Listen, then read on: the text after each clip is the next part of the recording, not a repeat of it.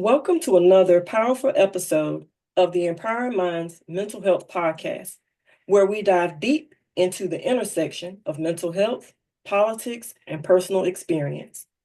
In this episode, I'm honored to welcome Derric Gilliard, author of The Longest 4 Years of My Life, a view from the field of a Black Fed in the Trump administration. With decades of experience working under multiple presidential administrations, Clinton, Bush, Obama, and Biden, Derric brings a unique and honest perspective on what it was like to serve during one of the most tumultuous periods in modern American history. So get ready for an insightful conversation that sheds light on the emotional toll, the challenges, and resilience required to serve in the federal government during a deeply polarized time. Thank you so much for agreeing to come on, Mr. Derric. Hey, glad to be here. Uh, you didn't mention the Trump administration, but of course that's the one for sure. All right. Yeah, Okay. so glad to be here. Glad to that you reached out and excited about spending this time together. Awesome. Thank you. All right. So we're going to just jump right into the questions. What prompted you to title and write The Longest 4 Years of My Life, a view from the field of a Black Fed in the Trump administration? Well, Jennifer, it became apparent pretty early on that this was going to be something very different than any of the other three previous ones that I had experienced, and also the last one that I experienced. And so, quite honestly, I'm a person of faith, so the Lord just put it on my heart that I needed to start chronicling this. I needed to start writing it down. Of course, I'm a journalist. That's my background, my training Mhm. before I moved over into public affairs. So that was not different because this is my second book. But the first book was more of what I would call a labor of love. I worked previously to going to work for the federal government. I worked for Dr. King's organization, the Southern Christian Leadership Conference. This is, of course, after Dr. King, but with Dr. Joseph Lowery. And some of your listeners may remember when President Obama was first elected president, and the benediction at the end of that great celebration, they wheeled this guy out in a wheelchair, Dr. Joseph Eccles Lowry, and he gave a very fiery benediction because he was one of the first Black mainstream leaders to endorse the Obama presidency because so many others had lined up behind Hillary Clinton, kind of believing that she had earned it because she had, paid a lot of dues. And so that one though was a very different book because I celebrated the people that we don't know about historically that gave so much towards the Civil Rights Act of 64, the Voting Rights Act of 65. This one was very hard because it was a lot of hard truths about kind of, I think, taking steps back as a country, which is what I felt like the Trump administration challenged us to do or forced us to do and sought to do. And in so many ways, it was very painful because um, we had the only all Black regional staff of the regional director of the 10 in the country. The And we were in the 8 southeastern states. So we had North Carolina, South Carolina, Kentucky, Tennessee, Florida, Mississippi, Alabama, and Georgia, of course. How am I forgetting Georgia? And so because of that, yeah, that's not what forgive me. Turn this printer off. Because of that, when you think about some of the things that the Trump administration did or stood for, um, to me, like when he mischaracterized the justice marches and wanted to make them be about the flag and patriotism instead of the over policing of Black men. That was a real problem for us. And when we saw his stance on immigration, which of course we're going through again, which are the continuous, basically, the othering that he does. In other words, anybody that's not a white man in this country, they're the other, and there's a demonization of the LGBT. There's a demonization of Latinos as rapists and thieves, Black-run cities as slums, Asian flu, he called it. So kind of it was this real othering. And so for us, being the only all Black office, we saw ourselves in all those communities that were being marginalized and we felt demonized. And so, in my role as the public affairs person, this was a president who, the way he communicated and communicates still is through Twitter. That was his thing. Now, they seem to have gotten that under control in this administration, but that administration. So, for me, and we talk about from a mental health perspective, there got to a place where every morning, and I'm a late night person by habit. If I don't have a choice, I'm not up early with the chickens. I'm up late. And so, but I would unconsciously find myself reaching over to my nightstand, groping for my phone to look to see what I have to react to that morning that he has tweeted overnight. And it's usually something caustic, something demeaning, something that it's not unifying, it's dividing. So I always called him the divider in chief because I felt like that was what he did to this country. And I think that's what he's still doing. So that's why I called it that, because I felt like he sought to keep not only to keep everybody kind of off balance and off guard. And I thought that it was just a very long, laborious period of my life. It was the only time that I felt like I didn't have a confidence that this president loved this country. I felt like there are other people who were presidents who I disagreed with vehemently on their politics, their positions, but I always did feel like they thought they were doing what was right for the country, even if I did not agree with them. And guess what? When you work for five presidents, there's something you're going to disagree with every one of them, and that's how I was. I'm not a sycophant. I'm not a robot. So some things I like, some things I don't. It's your elected president. It's your decision. And my job, I swore an oath of office not to you, but to the office, to the republic for which we stand. And so, all of them did some good things, and all of them did some bad things. But this was a very rough period of time in my life. And a lot of people, just said they weren't going to work with him and I'm for him. They said, I'm out. I had a colleague at that point in time, because of our work in implementing the Affordable Care Act under the Obama administration. And, he's the fifth president to try to bring about a universal healthcare system in this country and the first one to succeed. So we were super excited, being the only all black staff in the country, and to be able to work for this first African American president and to implement this landmark legislation for him. So it was so cool. And then to go to the next president who did everything he could in my opinion, to destroy Obama's legacy. He had this thing against Obama, and anything Obama did, he wanted to reverse it. And a lot of this, you may remember this, some of your listeners will, the correspondence dinner that they have every year, and where basically the press gets a chance to kind of make fun of the president.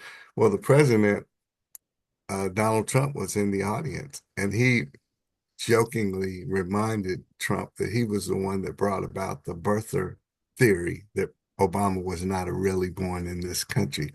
So everybody had a good laugh at the President Trump, and you could see him over there steaming, steaming. And I think that he carried that into his presidency as in terms of his mission to do everything he could to take away everything that President Obama had sought to establish. And so his administration, there were 70 lawsuits, over 70 lawsuits to replace and repeal the Affordable Care Act under his administration. So those were some of the things that really made it difficult and long. I'm gonna be honest with you. I normally have some type of rebuttal, but that was a lot to unpack. I'm still really trying to process what you said because I can't imagine that. Now I really understand why you titled your book "The Longest 4 Years of My Life." And And so, I bet when you start to remember, some of that comes back and it makes sense to you. mhm, Right? Because when you think about it this way, I remember, for example, when they put up like the floating um, balls in the Rio Grande, and also when they put the barbed wire up. And these people were so desperately trying to get over to this country. It's like the Haitians who would put 60 people in a boat that should carry 30 people because they're so desperate to get to this country. And people aren't coming here, for the most part. They're not coming here to be destructive, to hurt people. They're coming here for a chance at a better life, a chance for, I believe that there should be a process to get here. I agree with that. That makes sense, but I think it should be a humane process. So for us to see sometimes, I remember one time in particular, Jennifer, when there was this story and they showed this news story of this man who had drowned crossing the Rio Grande, and his baby, who's like, look, had to be less than 2 years old, was tucked into his undershirt, and they're laying there on the shores of the river because they had drowned. And to me, it made me think about it took me back to slavery. It took me back to us in the Middle Passage and all of us that died. And this wasn't even our choice to get here. We were brought here, but still, these people were so desperate for a taste of freedom. And yet they were being demonized. And I just thought there was this inhumanity there. And so we hurt with them when they hurt. And so when we saw the attacks that he made on the Affordable Care Act and Obama and his character and everything, those we felt those personally too. Although the difficult part was that I had to, whatever his message was the message I had to convey to the public. And I'll give you one example that was really crazy, and I'm sorry because I know you have this list of questions. Um, he sent out a news release that said something about how much he was helping. I could have to go to my book to look at it specifically, but what a benefit his policies were to people in this country around reducing drug use. And I got this really strong letter from this white Republican editor in North Georgia. I never met her before. And she told me, she said, look, this is a lie. You know it's a lie. And don't you ever send me any more of this stuff, or I'll make sure all your news releases go to spam. And of course, I couldn't say anything because I knew that a lot of it was not true. A lot of the messaging that came out of his office, it simply wasn't true. There were more propaganda. So I got several responses like that from people, which I'd never received in any other administration. So uh, I was happy that she recognized it. And she said, and I'm a Republican, and I don't ever send me this crap again. So it was really, really long because I think that he was doing then what he has doubled down on doing now, and that's putting people around him who have a certain agenda and they agree with him and they're not going to challenge him. They're not going to say, hey, Mr. President, you can't do this because, and people that he would trust because he's only wants people around him who will agree with him and go along with his agenda, regardless of who it hurts. And we're seeing that left and right today. Mhm. Well, why do you believe that he's the most divisive president in recent American history? Well, for those reasons, because to me, a president should be a unifier. Okay, no, Mhm. you Obama didn't do this. Of course, Obama had to walk the finest line of any president yet, Mhm. because being first African American president, Trump, Clinton, Bush, none of those people talked about immigrants like he does. Mhm. None of those smeared black run cities and black leaders, what you call slum ridden. None of those people talked about the Asian flu. And so when all these things happen, and none of those people said the kind of things he said around the justice marches when Breonna Taylor was killed, when George Floyd was killed. I mean, he was executed 9 minutes and 46 seconds in broad daylight with this. And yet called those he wanted to say again that they were about patriotism and the flag, and it wasn't, because it sent white people out to the streets by the millions, because it was about, they could see that it really was an over policing of unarmed black men, and in some cases women. And so I'm saying the fact that it was clearly that that wasn't what it was about, but he stoked fear in the white community, particularly in rural community, in places where they didn't have interaction with people who didn't look like them. And so it's very easy to do this whole othering then. Those are the bad people. Those are the villains. Those are the people coming to destroy our country. Those are the people coming to take what you have. And so he's very masterful at that. He was then, and he's even more so now. And now what we're seeing though is his policies are hurting people across the board. It isn't just hurting liberals or black people or Latinos, or it's hurting all these poor people. It's hurting the farmers. Mhm. It's hurting anybody who benefits from a safety net. Meals on Wheels is being impacted. Okay, it's going after Social Security. Medicaid is being impacted. I mean, where do we go? The veterans, the VA is being impacted. I mean, the federal government. I mean, think about, we talk about mental health. I know that I don't know what I haven't seen what the policies around SAMHSA are, but look at what he's doing to the CDC. Look what he's doing to the NIH, where all of our studies that help reduce diseases and help us get ahead of other diseases, and that's all being wiped out. And it doesn't make any sense. So that's why, I mean, that he was so divisive, because he didn't. And look at his characterization of women. I mean, it's amazing that he was even able to be elected after what we saw him doing on tape. 34-time felon, and we know he'd have a lot more charges if we could have gotten him back into court, right? And yet now a lot of these people, the stock market has lost so much, and most of us are some way tied up to the stock market. And if you're somebody like me, okay, I just turned 70, and of course I've been retired now for 2 years.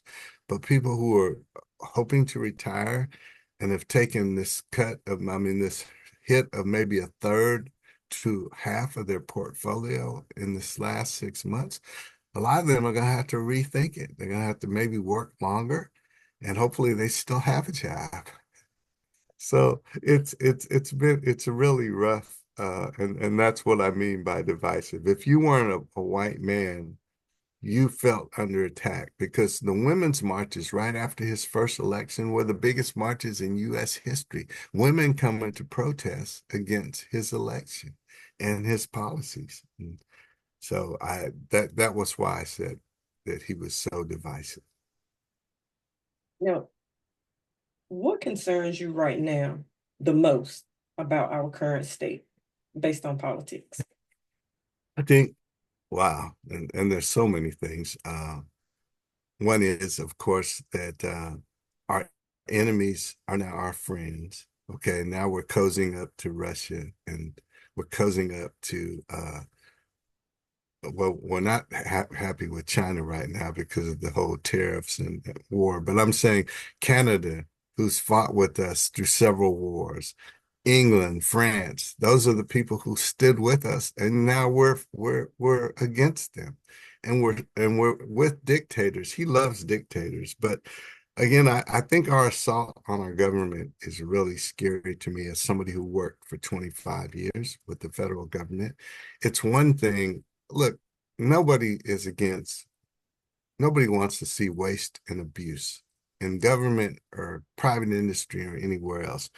But you given this billionaire, Elon Musk, all of this control of Doge, and it's one thing if you go in and look at every agency, every office, and you evaluate the people in there. You look at their records, you look at their productivity, see if they're grifting off the government's dime, or are they hardworking, sincere people who are providing a very legitimate service? But no, you don't do this. You go fire 10,000 people in one day. Okay. You tell people, you tell them that they're not worthy of government service, but you haven't analyzed anything. I was always taught that wise people inspect what they expect. There's no inspection going on. It's like you're taking a sledgehammer to all these institutions because you're telling people, and because people tell you things. When this president tells people things, a lot of his people, which I will call sycophants, these are people who believe him because, and to be quite honest, a high percentage of them don't have a lot of formal education. And again, they live in these communities, these all white communities where they don't spend time with people who aren't like them. And there's this fear right now, I think, in a lot of white America, and I mean really conservative white America, because by 2042-ish, we're to become a minority majority country. And I think that scares a lot of people, frankly, Jennifer, because there are a lot of white people, again, certain types of white people who are fearful that when this becomes a minority majority country, that people who don't look like them will treat them like they have treated some of them. And I don't believe that is going to happen at all. But I do think there's that fear. And I think he's masterful at stoking that fear. So I just, it's going to take, it may take a generation to recover from some of the damage that I believe that he has done to this country. Some of the things, I mean, listen, how do you take away a whole Department of Education? You know, we have so many kids are at-risk kids, okay, who, um, when they go to these schools, some of them on, you know, special assistance programs, sometimes that's the best meal they're going to get all day. So many of what are these kids, these at-risk kids, particularly from single parent homes of mothers who are struggling to put, you know, food on the table. What are we going to do when you take away Head Start? Okay, Head Start is so fundamental, and we're already behind educationally in so many ways. And then you're going to take away Head Start. And we know that for wealthy families, it's okay because it was like when Brown versus Topeka Board of Education was passed in 1954. So what a lot of white communities did, they built private schools and their kids continued to go to school. But there were kids who didn't go to school for years because there's rather than integrate the school systems. There were places, particularly in the South, but not just the South, because Boston is also famous for this. They shut down the school system and kids just couldn't go to school. So I just feel like there's far more harm than help being done. I understand we need to bring more manufacturing back to this country, but that doesn't happen overnight. It takes years and years for these people to come back, set up factories, and begin creating. And the next administration, whoever it is, if this president doesn't figure a way to stay there for a third term, may have a totally different policy. So, you know, you just don't reverse these things overnight. And what did Elon Musk said? He said Social Security is the biggest Ponzi scheme going. Now, how does somebody that wasn't even born in this country call the and for a lot of people, that's all they have is Social Security. I'm blessed working in the federal government. We had what you call a three-legged stool. I have a pension and was taught to invest and save some money. So I have something more than a Social Security. But, I need everything I have. And for some people, if you take away their Social Security, what happens then? You take away all the people. Our VA system was already problematic. I know that it wasn't as good as it should be. But to me, the people that we owe the most to, you said you can judge a country by how it treats its veterans and how it treats its elderly and the people most vulnerable. Well, our veterans that went and fought wars for us, and so many that came back with PSTD and all of these others came back without limbs and came back with addictions. And how do we abandon them? And those are the things I think that concern me most is that we are turning into, I believe, an autocracy. He wants to take us there. We're a democratic republic. People came over here and founded this country, and we know that you took it from the Native Americans. It wasn't like Christopher Columbus didn't find it, but they founded this country because they didn't want a king. A lot of them left England because they didn't want a king. And I still don't think we want a king, but I think that we have somebody in office that wants to be a king. So I'm a former um, public school employee. I worked in special education almost 13 years. And I know families right now that are worried. I know some families who have already gotten notification that their children will no longer be having services. A lot of teachers are upset.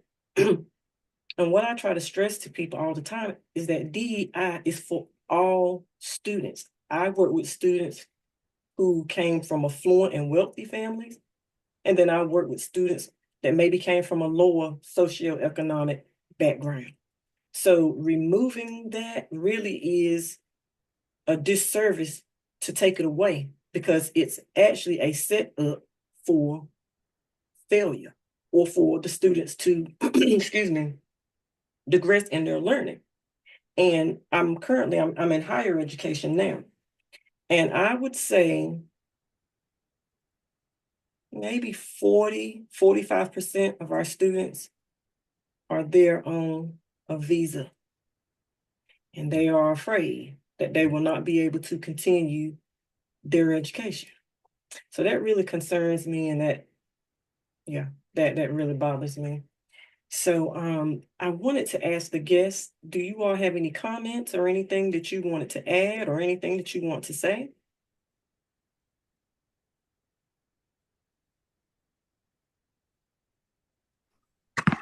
Hello, Mr. Gilliard. Just thank you very much for coming on the podcast. I've thoroughly enjoyed your presentation, and I can relate to a lot of what you're saying. I have a total of 39 years with the federal government between active duty military. I'm retired Air Force, and I'm also retired DOD civilian civil service, and I'm currently a DOD contractor. And yeah, I can certainly relate to the things that you were talking about with this current administration because I've never seen nothing like what I'm seeing now within the military and just within the federal government in general. And really, I started seeing a big turn in the military really during Trump's first term. I just noticed it was like people in the military that you had worked with for years, stood side by side. It almost like that first presidency, it's like the mask came off. I really got to see some people for who they really, really were. People that I thought were good, solid co-workers. Later found out they were just as racist can be. And they were more bold with it. It's more like, well, it's almost like his presidency gave them permission to come out of their racist closet and say and do the things that they've always wanted to do. And so now even on this second term, it's even worse with all the things that they're doing to try to erase DEI, trying to erase anything dealing with African American history as it relates to the military. It was a fight just to keep the Tuskegee Airmen, to keep their story in the manuals that the enlisted military members use. They study for their promotions and for their professional military education. It was just, I mean, it was a fight just to be able to keep the Tuskegee Airmen story going. And so my heart really goes out to our military personnel right now, because, and my son, he's active duty, he's in the military, and the things I'm seeing is like, they want they want an all white military. If that's really what it comes down to, because some of the things and some of the standards that they're changing primarily affect Black people and people of color. You know, they got this thing now about they're re-evaluating shaving waivers. Well, who typically has problems with the skin problem that some men have from shaving? It's typically Black men or men of color. Some of the things that they're even doing with the weight standards, and I'm sure Helen's on right now. I see Helen Knowles on, and she's also retired Air Force. We were stationed together, and even with that, they're bringing back some of the measurements, the waist, the measurements that they're doing on the for the women. They had taken out one time where they didn't measure women's hips as part of their fitness assessment. Well, now they're going back to that. Well, that was always a problem area for women of color, just genetically. Absolutely. And so the things that I'm seeing now, just sitting back as a DoD contractor, it is embarrassing. It's just pure chaos. I mean, he has completely just flipped the military upside down in a matter of 3 months. And like I said, I've been affiliated with the Air Force since 1986. I was either active duty, civil service, or contractor. So I've been around a long time, and I've never seen so much division and chaos like I'm seeing now. You're absolutely right. Like, you know what, he quickly, Hexpeth quickly removed Judge C.Q. Brown, right? Highly decorated Black man. My father fought 2 tours in Nam and 1 in Korea. He and his 6 brothers and their father and his father's father. So listen, we know our people have served valiantly and faithfully this country. As Glenn Doc Rivers said, you know, I think after the what I would call the execution of George Floyd, he said, "I'm tired of we're loving this country that can't love us back or won't love us back." And then you mentioned, like Harriet Tubman, they tried to erase all of the mention of the Underground Railroad. So this president, and certainly everybody's not a racist, but I think that he does speak loudly for probably a quarter to maybe even a third of this country. He says it out loud what they want and believe, and that it is a full-fledged attack on Blackness in this country, and he just unashamedly does that. And you all remember, and I wasn't paying that much attention to it that then, but when the Central Park Five were arrested and accused, he wanted to execute them. He took out a full-page ad in the New York Times, and even after DNA evidence and a testimony of somebody else in there who said, "I did it," he still says they're guilty and should have been put to death. What this president is the most inhumane person that we've ever had in office in my lifetime, and it is a scary thing to see what he is doing to this country. And you're seeing these protests all around the country. I think people are just super alarmed, and we're starting to stand up and speak out and push back. And we better, or we won't have a country.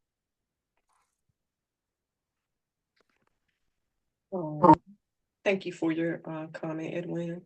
Helen, did you have a comment?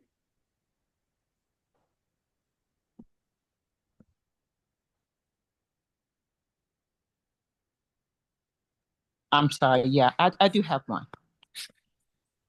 I guess that the real question would be, you know, when you really think about it and you think about all of the the chaos and the confusion and the lies, that 45/7 is actually, putting out. And when you think about how much he's trying to erase our history as a people, what type of strategies do we need to be employing, you know what I mean, to make sure that that is not effective? You hear different people that are speaking about things that need to be done, but especially when it comes to the educational side, how do we collectively come together to make sure that the children of today are being educated, that they're not missing out, considering that they already have not been learning what they needed to learn about Black history in the schoolhouse. So, how do we strategically make sure that we're planting those seeds as a collective body? So I do have some thoughts on that, a couple actually. One is, and I know it's time and it's energy and it takes away from something else, but I think that we need to be at school board meetings. We need to be very actively involved in our schools. We need to run for office, with the purpose of making sure protecting our history and making sure that we have the opportunity to teach it in schools because our history is sacred to us because that tells our story. And I'll say this too, but it really does begin at home because Absolutely. I remember in my family, and my kids will tell you to this day, and all of them are very much activists right now, but we used to make them sit down and watch Eyes on the Prize and watch these documentaries with all of these great African American people and make them write book reports on it. Now, I know everybody's not going to do that, but they know who they are and they know whose they are because we were very intentional on that, even down to their names. They're all named for somebody very great in our history, and they've all lived into that. So I think that we have to, again, we have to inspect what we expect. We have to speak life, and we have to make sure that they understand that they come from greatness and that greatness is expected of them. But if they don't know that, and if that's not being reinforced, and we have to be willing to fight for it. I think that as I mentioned, this book, um, it's super heavily sourced. It's almost 200 pages of references and citations because I know that I'm being attacked left and right, and he's already released 6,000 people who tried an insurrection on our country. But you know what?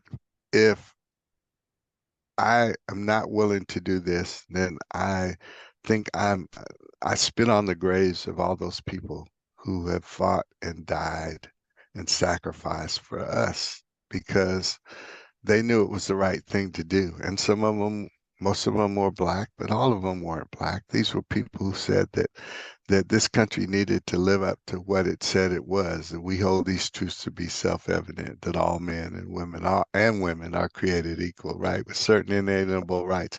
So I think that and even if we know people in our community, so we're not the community, we don't have the kind of communities that we had 50 Right. years ago, where you did something, and the person up the block, your parents probably had given them permission that they may grab you and snatch you up. And we're not talking about being abusive, and they're gonna bring you home and report you to your parents because you were all of the community's child. And so we have so many of our children who are out there just kind of on their own and children want and need boundaries and they need correction because that tells them somebody cares about them. And I think that we have we probably in many instances, we're not living up to our responsibility and being the parents sometimes. And of course, I'm speaking broadly, right? But we're not being the parents that our parents were to us. And we should, if you know better, we have to do better. And so that's just two things I think. But I think that everybody in their house can make sure that we do everything we can do to empower our children so that they know. I tell you this, it's funny because I'm in an intentionally multicultural church that is really leans into biblical justice. And one of the things that I know that when you tell some white people about how you had to have the talk with your children, right? Particularly young male children. And I tell my boys every time I said, look, when you go out there, you got your driver's license. I tell them this. I said, nobody loves you but your mama.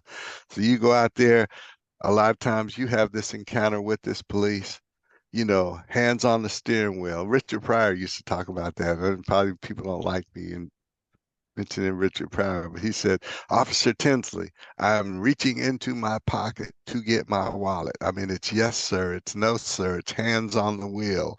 It's because you know what? Sometimes these people don't see the humanity in you. They're not going to treat you like they treat little Johnny, the white boy that lives right across the street, who they've seen grown up with their own kids all these times. And so, but if we don't teach our children these things, these protective mechanisms, then we leave them out there at the mercy of sometimes people who just don't care about them. And again, I'm not saying all people are racist, because that's absolutely not. There are people who I would trust with my life who are very different shade of skin than me. But the reality of it is a lot of people aren't like that. And I think that too many of us have failed our children. Yeah, you're absolutely right about that. Yeah, it seems like, I mean, once we got off the back of the bus, too many of our generation forgot that we were ever on the bus. Absolutely. And yet, what does it say? People who fail to remember their history is doomed to repeat it. And we're seeing that now. We're taking these steps backwards. I mean, look, I'm so proud. One place I can see, and there are others, but one place right off the bat that where I can see we're having an impact on this pushback, this war on DEI is in Target. They said Target's foot traffic is way down because people have said we've come together around that and made a statement and a commitment. We're not going to support Target. Now we need to now continue that and move on and continue to see that other places, because money talks and the rest of that walks. When you hit people in their wallet, they pay attention. And that's the only reason I think that you saw today that Trump reversed his position on these tariffs, except for China, because it was hurting our economy. It hurt the stock market. It hurt the bond market. It hurt all these people whose money is tied up in all these retirement systems. It hurt everybody but his billionaire buddies who swooped in and bought all this stock and all these bonds when the market cratered, and then it goes back up. They're just going to make some more money. So, but for the rest of us, we don't have that going for us. So we just have to be diligent. We have to speak to each other. We have to be willing to listen to each other. We have to be willing to sacrifice. Let's think back to the Montgomery bus boycott. Okay, 381 days. Most of those people were domestic. Montgomery was a majority black city, and this was the reputation of Montgomery. They said black people couldn't ever come together to agree to do anything in Montgomery. But when Rosa Parks sat down on that bus and made a stand, and Dr. King was elected the president of the Montgomery Improvement Association, and they made that decision, and those mostly black domestic women walked for miles to go take care of white children, to do white women people's laundry, to cook for them, to take care of their kids, better than many of those white mothers who abrogated that responsibility to those black women. And they were willing to sacrifice to make that system do what to honor them as people and not as second class citizens who put their money in the front of the bus and walked around to the back of the bus. And then if the white people still needed their seat, they had to get up and give that seat up. So we have to exercise our agency. Now we have billions of dollars, black people doing this economy. And so we just have to hurt people in their pocketbook when they want to hurt us and dehumanize us and tell us that we don't count and we don't matter because we know better. And they don't want us teaching our history in our school because it makes little white Johnny and little white Judy uncomfortable. Hell, we've been uncomfortable our whole lives, right? And we will continue to be if we let the system treat us as less than. Right.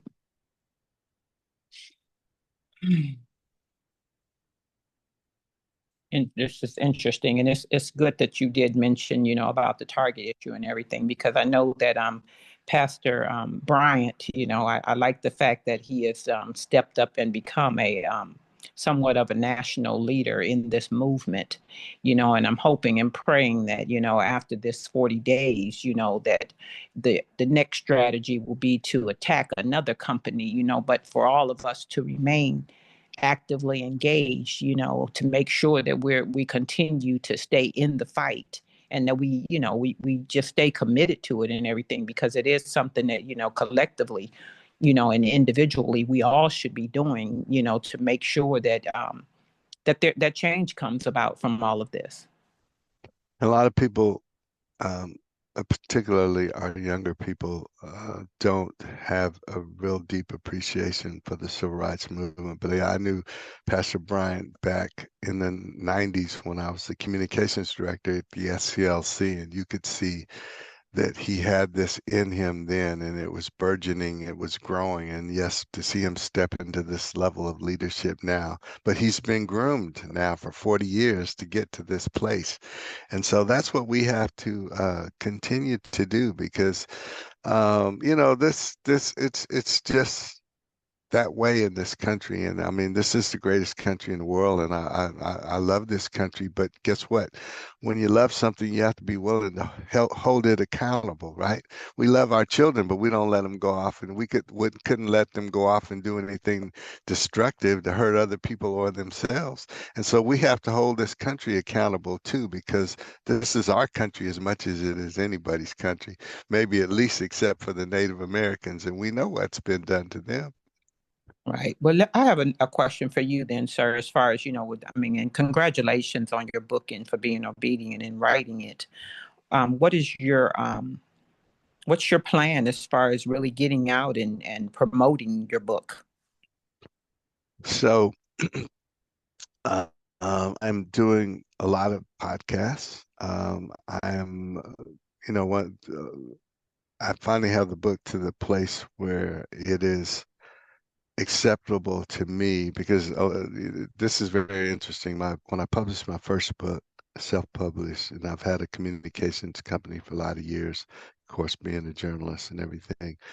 But now these days, a lot of these hybrid publishers are doing things like using AI, and no respectable journalist wants AI used on their product. So it took me a lot of work to redo a lot of things that they've done, but it's now to the place I'm headed to CNN and MSNBC and the New York Times and all these places.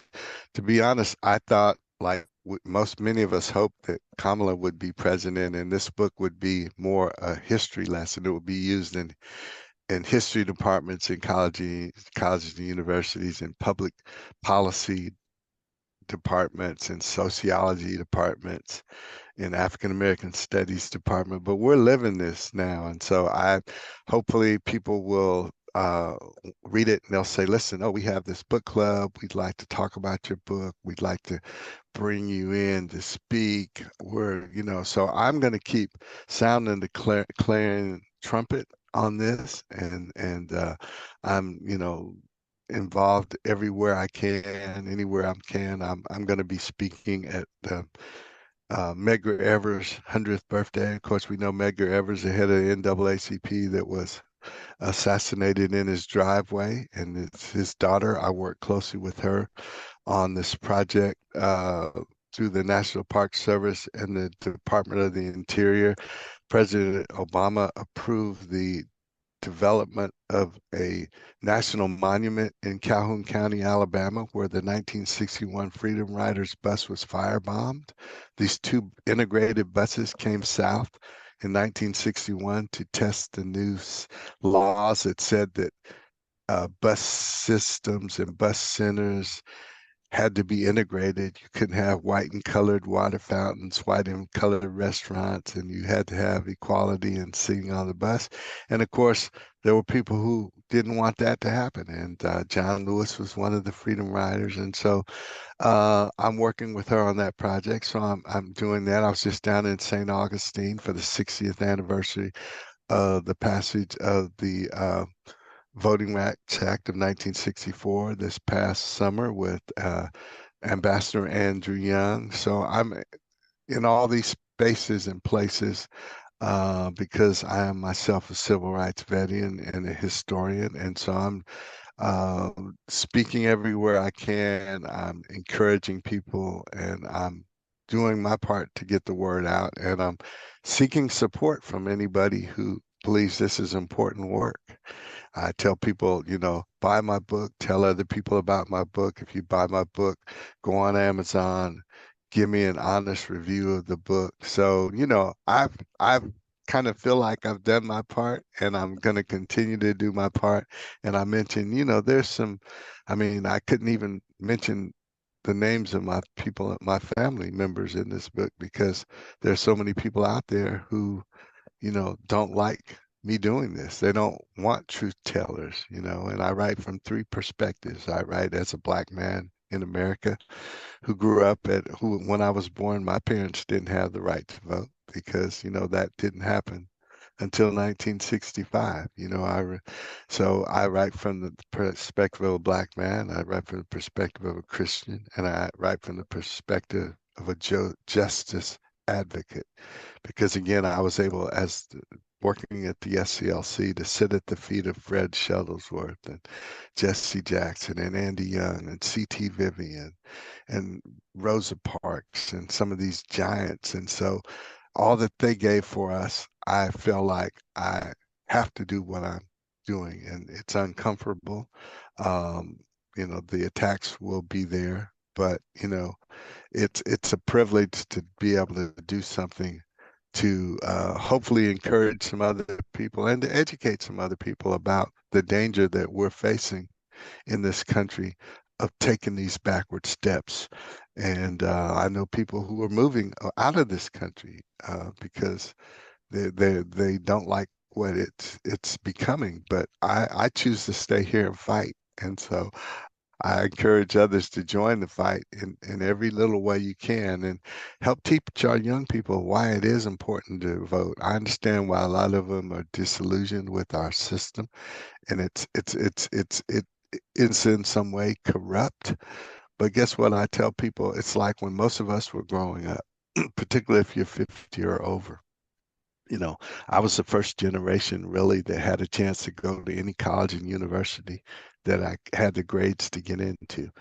And so to me, I knew I had to go and succeed because that door had been kicked open for me. And a lot of people sacrificed. A lot of people had prayed for me to have this opportunity. And so I think that if we help our children understand that, then they won't think it doesn't matter if they vote, because you could see right now how much it matters. And so those are the things that I've been blessed. Particularly, a lot of people are afraid of this book. I'll be honest. My first book, I was able to speak at dozens of colleges and universities. Now, right now, that's going to be almost impossible because of the attack on DEI in public universities, right? He's pulling money back if you do anything around DEI. So still, that makes the work harder, but it also makes it that much more important.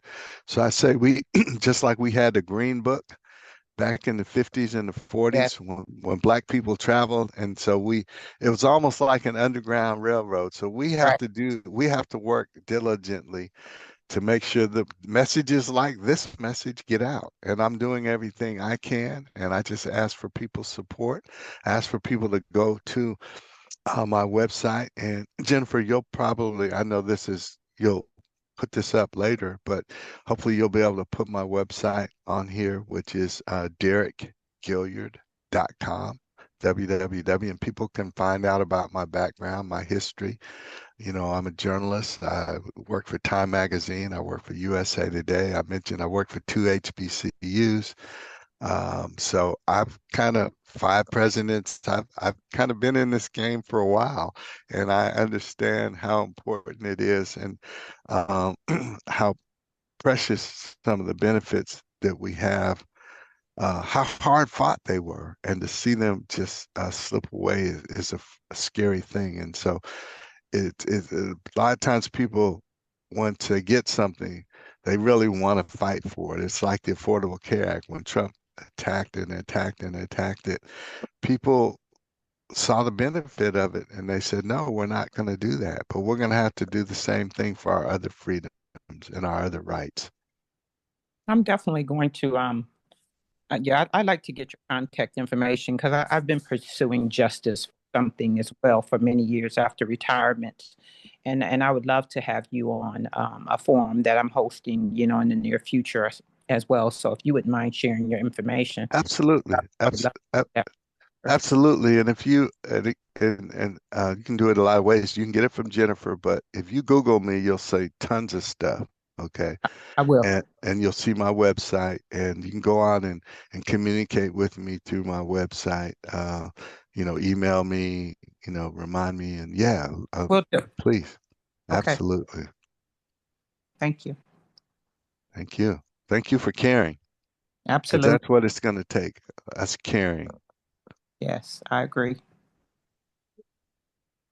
All right. Well, yes, I will add your link so people can contact you, read more about you. I'll also put in the Amazon link to your book so Great. you can go there and purchase. Great. Do you have a final thought that you want to leave? Well, just really thank you, because I can tell you ladies care and you understand the dangerous situation that we're in. And, I just exhort all of us. And let me make this point. I certainly don't want to demonize white people, because I'll say this. I talk about this in my first book, and I might as well mention it. It's called Living in the Shadows of a Legend: Unsung Heroes and Sheroes Who Marched with Dr. Martin Luther King Jr. And it chronicles these people that we should know that we don't. And many of them, and there's two reasons I wrote that book. One was as I kept running around the country with Joseph Lowery and the Brain Trust of the SCLC, meeting these people. And in the meantime, they were 70, 80, 90 years old. No health insurance, no life insurance, no 401k. A lot of times they were trying to figure out how to pay next month's light bill. And I asked them, I said, well, young people today, they don't know who you are. They don't know what you invested, what you sacrificed, because most of them only had a high school education because they spent the rest of their lives marching, being spat upon out in the hot sun, carrying picket signs. And this little old lady, they would grab me by the arm and they say, oh no, baby, you don't understand. We were part of the greatest social revolution in this country. We tore down the cotton curtain. We challenged this country to be what it said it was. And so I said, wow, because they did what they did, now I can go anywhere that I have the grades to go. For the most part, I can buy a house in any neighborhood that I have the money I can afford to live in. And I said, so because I got the training to write and help them tell their stories that they don't have maybe the capability of doing. And so I did do that. And, and I got this, I'll tell you this real quick story. I got these three cryptic messages when my first book came out. And the first lady says, okay, are you the Derric Gilliard who wrote this book? about the civil rights movement? I wrote back, yes.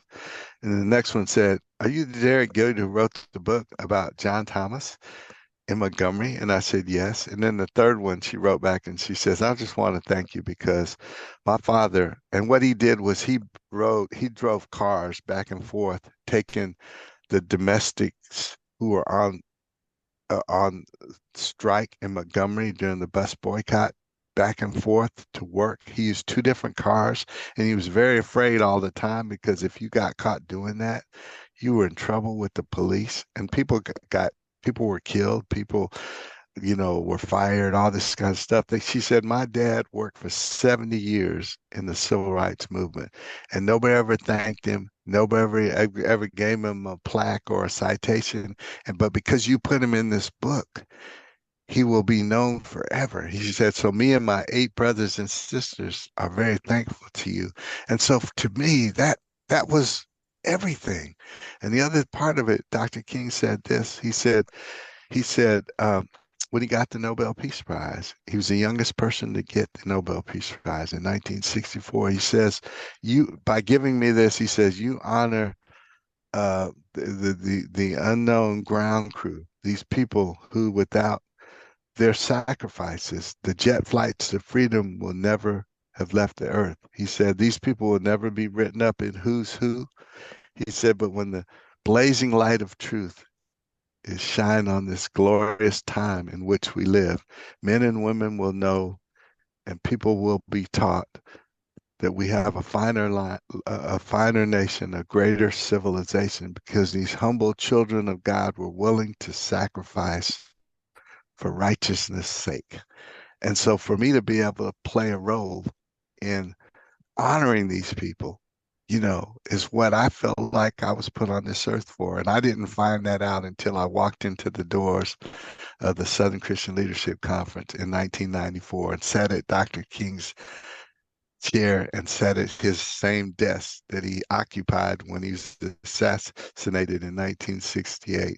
And so I just think that helping people find their purpose and then honoring people who gave sacrificially for us is so important. And because of that, I've been able to speak to, just before Desert Storm, I went to Germany. I was brought to Germany to speak to 7 army bases by General Ricardo Sanchez. And his people that pulled Saddam Hussein out of the spider hole during the Iraqi war.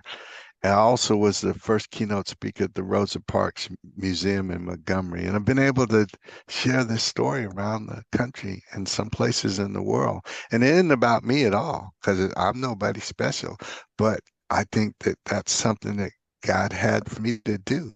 So I'm just thankful for you and just want to see us in the battle together, doing whatever we can to preserve our history and move our people forward. And sometimes it means challenging them. Sometimes it means grabbing their hand and pulling them along beside us. But let's do all that we can do. And I appreciate you all, each and every one of you. Absolutely. Thank you for helping to empower the minds of the people. So I'll be in contact with you soon with the link so you can view everything. Okay, blessings to you, and I'll share it with all my media outlets. Thank you all. Sounds good. Take care. Peace and love. All right. Well, have a good evening. Thank you. You too. Bye-bye. Thank you.